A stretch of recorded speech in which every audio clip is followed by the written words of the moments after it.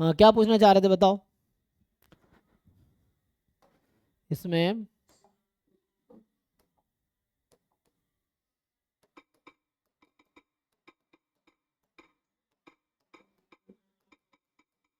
रुको रुको, हाँ बोलो, क्या कह रहे हो।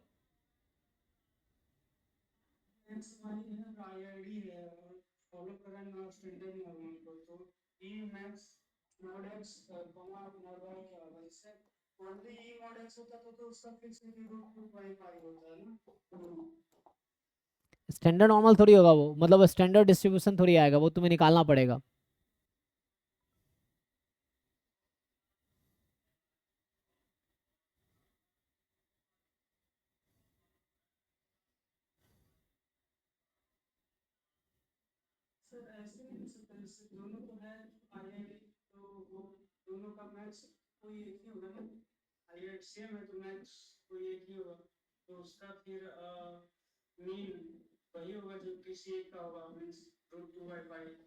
हम्म, ऐसे थोड़ी होता है, फिर तो तुम्हारे लॉजिक के हिसाब से एक्स वाई अगर नॉर्मल 0 1 है तो मैक्सिमम ऑफ एक्स वाई का मीन भी यही आना चाहिए, 0। तुम्हारे लॉजिक है ये ना कि मैक्सिमम इन दोनों में से कोई एक ही होगा ना मैक्सिमम, तो इसका मीन भी 0 हो जाएगा। एक्सपेक्टेशन मिनिमम एक्स वाई लूंगा, ये भी 0 हो जाएगा। ऐसा होता है।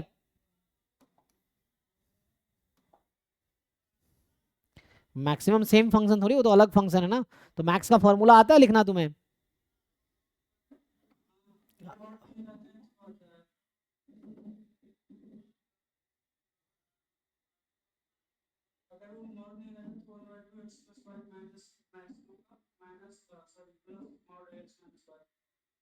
रुको रुको तो,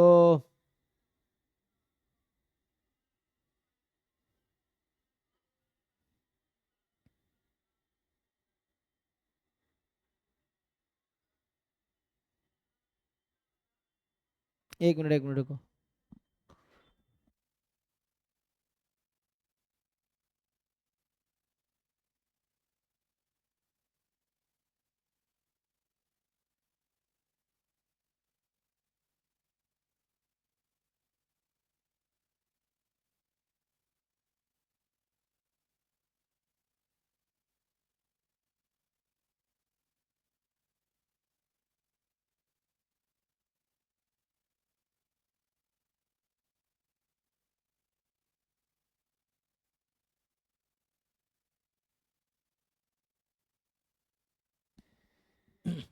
रुको लिंक भेज देता हूँ सबको पहले। तो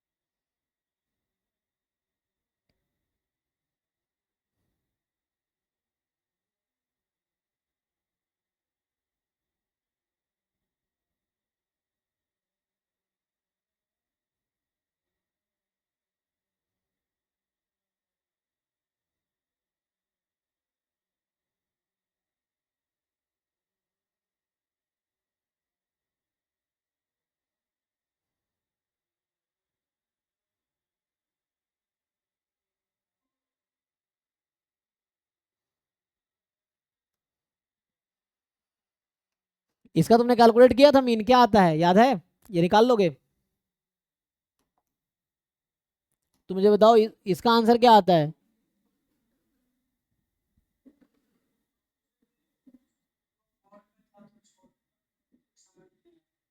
नहीं नहीं, मैं तुमसे पूछ रहा हूँ इसका आंसर तुम्हें आता है, हाँ ना में जवाब दो।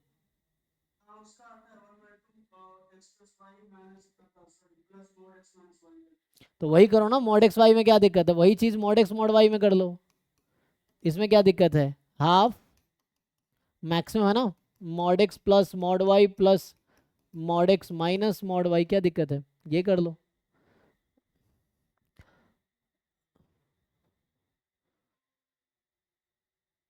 अब तुम्हें मेनली क्या चाहिए? Mod x minus mod y का डिस्ट्रीब्यूशन। तो डिफरेंस का डिस्ट्रीब्यूशन तुम तब निकाल पाओगे जब तुम्हें ज्वाइंट पता होगा। यहाँ से ये तो पता है तुम्हें √2y pi √2y pi. Mod x minus mod y का डिस्ट्रीब्यूशन क्या होगा?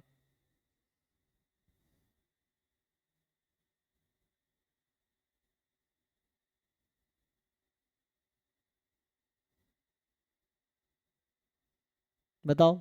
तो mod x minus mod y का डिस्ट्रीब्यूशन निकालने के लिए तुम्हें एक्स वाई नॉर्मल है ना, तो ज्वाइंट से आ जाएगा।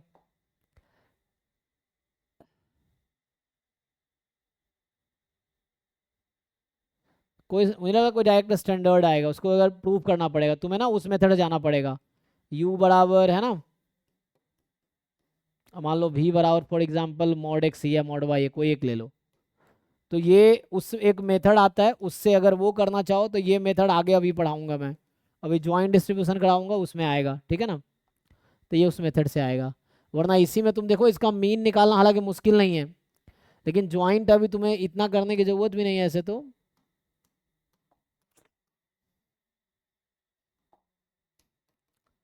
इसका जब एक्सपेक्टेशन लगाओगे तो क्या ही दिक्कत आएगा।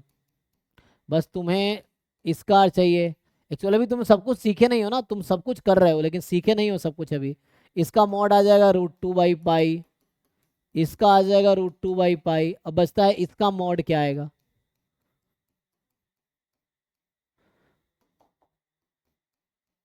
इसका मॉड क्या आएगा, है ना, यही है ना।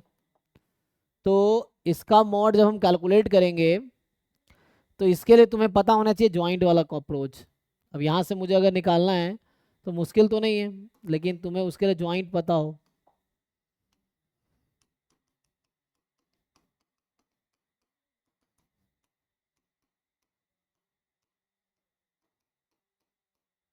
ये हो गया। अब ये इंटीग्रेट कर लो। अब इंटीग्रेशन मुश्किल नहीं होगा, डबल इंटीग्रेशन तुम्हें आता होगा, तुम कर लोगे। सो कर पाओगे देखो। अब ये ज्वाइंट इंटीग्रेशन अलग अलग हो जाएगा। तो एक्स के रेस्पेक्ट में इवन फंक्शन है, इवन वाई के रेस्पेक्ट में भी इवन फंक्शन होगा, तो मुझे लग रहा है ये 4 टाइम हो जाएगा। 4 टाइम जीरो से इन्फिनिटी हो जाएगा, क्योंकि यहाँ पे है -∞ से +∞, -∞ से +∞। अब ये हो जाएगा जस्ट तुम्हारा मॉड में x माइनस वाई, क्योंकि एक्स वाई पॉजिटिव हो गया। अब ये इसका ज्वाइंट पीडीएफ लिखना आता है, f(x)(x) इंटू f(y)(y).